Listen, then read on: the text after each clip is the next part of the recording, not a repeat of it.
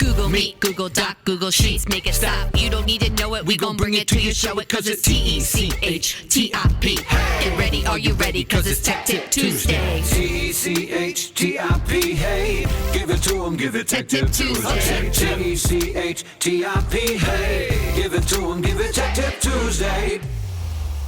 Hey Bulldogs, Mrs. Smith here with your Tech Tip Tuesday. So now more than ever, incorporating mindfulness into your classroom and into your everyday life is so important. So these 3 tools will help you promote mindfulness in your classroom and your everyday life and help you learn to deal with stress and your emotions.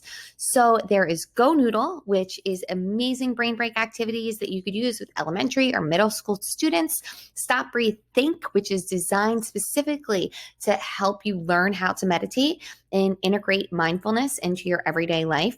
And Calm, which is a quick and easy tool to help you or your students feel more mindful. So be sure to check these 3 apps out to help you feel a little less stressed. What is mindfulness? Mindfulness is a practice that individuals and or groups can do on a day-to-day basis. It allows people to change the way they think and feel about their experiences, especially stressful experiences. It can be used as a tool to manage well-being and mental health. So these are 3 of my favorite mindfulness activities. So first, giving thanks. So being aware of all that is good in our lives helps cultivate positive feelings of well-being. Be present. Be in the moment.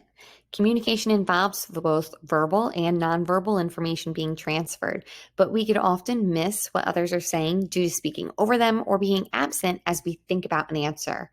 So I challenge you, don't interrupt, let them finish, and just be there. Avoid multitasking. And when you listen, just listen.